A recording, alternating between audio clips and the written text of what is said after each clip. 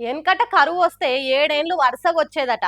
గొడ్డు గోదకు గడ్డి గాసం నీళ్లు నిప్పులే ఉండకపోయేదట. జనాలకు తినేతందుకు తిండి తాగేతందుకు నీళ్లు లేక అల్లాడిపోయేదట. ఎక్కడనో కాడ తిండి గింజలు ఉన్నాయంటే అక్కడి కురికి వెనక ముందు చూడకుండా ఎగబడి తెచ్చుకునేదట. ఆకలికి ఆవేశం ఎక్కువ కదా, అందుకే ఎవ్వరు అడ్డం వచ్చినా తొక్కుకుంటా పోయి ధాన్యం తెచ్చుకునేదట.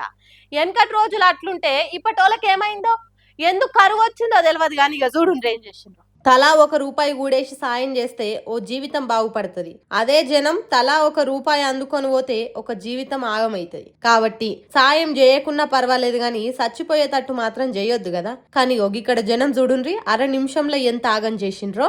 అరెరెరెరెరే, మీరు మనుషులా లేకుంటే కోతులు కొండెంగల అట్లాగని చేసిండ్రేంద్రా అర నిమిషంలా? వరద బాధితులు ఎగబడ్డట్టు 7 ఏండ్ల కరువు ప్రాంతంలో బతికినోళ్ళ గట్ల చేసిడేంద్రా బాబు. ఇంతకు ముందు ఎన్నడూ చిప్స్ ప్యాకెట్ల ముఖం చూడనట్టు షిప్పెడు నూకలను షిల్లం కల్లం చేసినట్టు ఆగం చేస్తారు కదరా అర నిమిషంలా. రైల్వే ప్లాట్ఫామ్ మీద చిప్స్ ప్యాకెట్ పెట్టి అమ్ముతున్న జాగలియో గీ తిరగ చేసిండ్రు. మరి వాటిని అమ్మేటోళ్ళు ఎందుకు లేరో తెలియదు కానీ మనుషులు ఎవ్వరు లేరని అందుకొని అవతల పడ్డరు. ఒకళ్ళని చూసి ఇంకొగలు నేనెక్కడ వెనకబడిపోతానో అన్నట్టు దండలకు దండలే దండుకొని పోయిండ్రు. ఆయనతో పోలీస్ ఆయన వచ్చేసరికి ఏటోళ్ళటు ఉరికిండ్రు గాని, లేకుంటే అట్ట ముక్కల కాని నుంచి అందుకొని పోయేటోళ్ళు కావచ్చు. అటు దిక్కు చిప్స్ ప్యాకెట్లు అందుకొని పోతున్న ఓ మూతేవారి పోలీస్ సార్కు దొరికే వరకు ఫట్టుమనేసిండు ప్లాస్టిక్ లాఠీతోని. ఇక ప్యాకెట్లు దొరక్క ఉత్త చేతులు ఊపుకుంటూ వచ్చినోళ్ళు అబ్బా ఎంత పని అయిపోయారా, నాకు 2-3 దండలు దొరికితే మంచిగుండు కదరా అని తండ్లాడుకుంటా రైలెక్కి కూర్చున్నారట పోలీస్ సార్ను చూసినాక. అయినా చూడుండ్రి, కళ్ళు మూసి కళ్ళు తెరిచేంతల్ని ఎట్లా ఖాళీ చేసిండ్రో. అబ్బబ్బబ్బబ్బా, మీ యాగం పాడైపోను కదరా, అంగడి చేసిండ్రు కదరా పాపం. ఆ చిప్స్ ప్యాకెట్లు అమ్ముకునే అన్న కడుపు మీద కొట్టిండ్రు. ఆ ప్యాకెట్లు అమ్మినాక తన బిడ్డకో కొడుక్కో ఏం కొని తీసుకుపోతా అని చెప్పిండో ఆ మాటలను ఆగం చేసిండ్రు.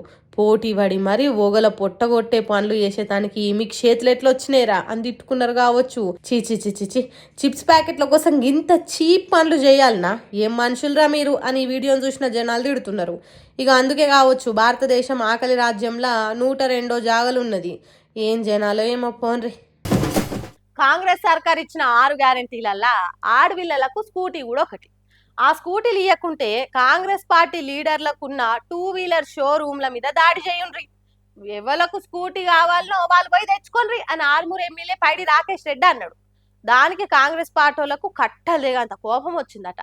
తర్వాత ఏం జరిగిందనేది చూడుండ్రి మీరే.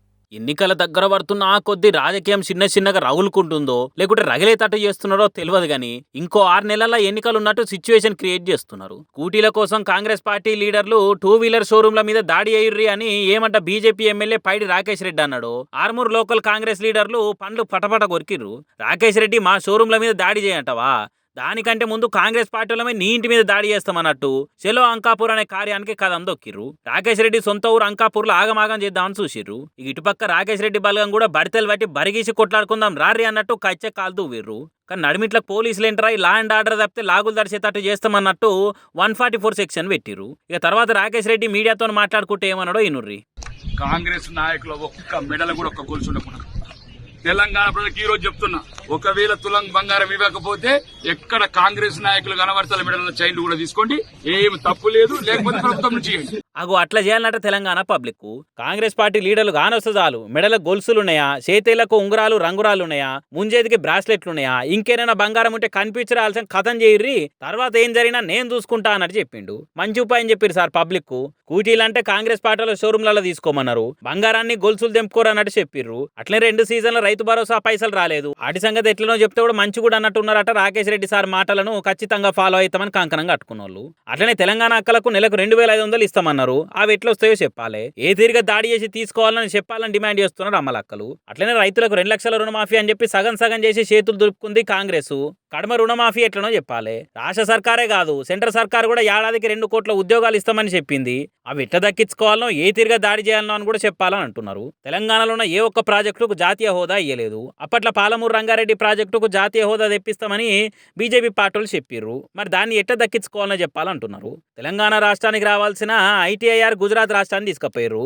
మరి దాన్ని ఏ తీరుగా దాడి చేసి దక్కించుకోవాలని చెప్పాలని డిమాండ్ ఉట్టుకొస్తే కావచ్చు అని అంటున్నారు ఎమ్మెల్యే పైడి రాకేష్ రెడ్డి సార్ మాటలైన తెలంగాణ పబ్లిక్.